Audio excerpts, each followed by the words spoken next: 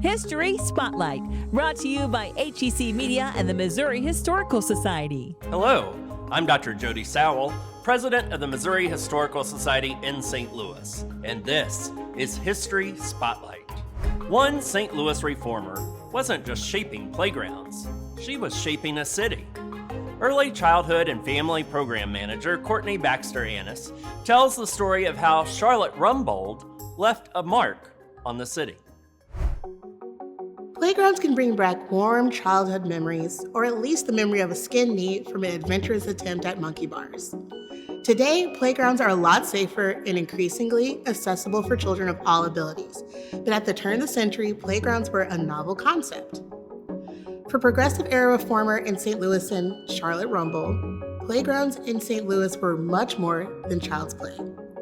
By the early 1900s, influential educational theorists such as Friedrich Froebel, father of kindergarten, and later John Dewey, saw play and playgrounds as vital to physical, mental, and social development of children. Playgrounds began popping up more, and at the 1904 World's Fair in St. Louis, a model playground was featured with children of many nations playing together.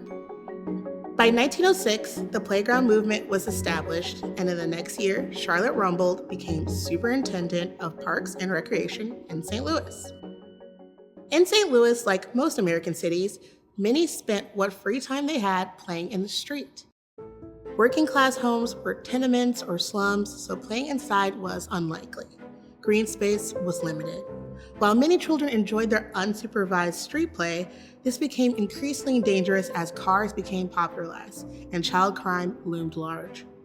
President Theodore Roosevelt saw the concern as well and said, "Play is a fundamental need. Playgrounds should be provided for every child as much as schools." Charlotte Rumbold agreed. She became a part of Playground Association of America and went on to work providing opportunities for play. Charlotte came from an affluent background, but she became interested in social work and participated in the Wednesday Club, a women's social reform club, something that was popular in the era.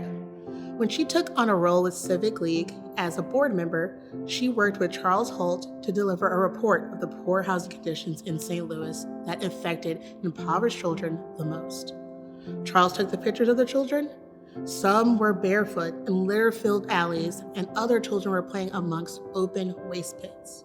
Charlotte called attention to handfuls of outhouses serving many families and the scarcity of bathtubs. In some of the working-class Black and immigrant neighborhoods, she saw as few as one tub available for a whole district. Charlotte advocated for better housing, public bathhouses, and playgrounds for those children. She also believed public playgrounds could facilitate better social relations between people despite their different heritage or race.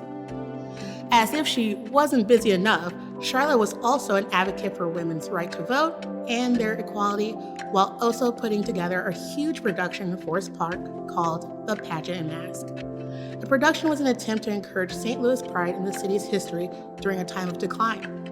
When a local member of the Association for the Advancement of Colored People, Mrs. Chubbs, wrote Charlotte about the opportunity for Black St. Louisans to participate and attend the pageant, Charlotte's secretary shared that Black people were welcome to sit wherever they liked, unsegregated.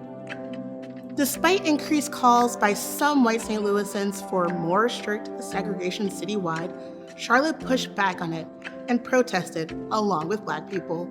Charlotte, after years of her quality work, requested a salary raise from the city of St. Louis, which was unfortunately declined by the Board of Aldermen. Journalist Marguerite Martin from the St. Louis Post-Dispatch commented on the situation in 1915, saying, "And now Mrs. Rumbold is to be deprived of her work in the city of a devoted worker, chiefly, it seems, because she is a woman." Charlotte took her talents and moved on to urban planning in Cleveland, Ohio, but her positive impact on St. Louis remained. To learn more about the Missouri Historical Society, visit mohistory.org.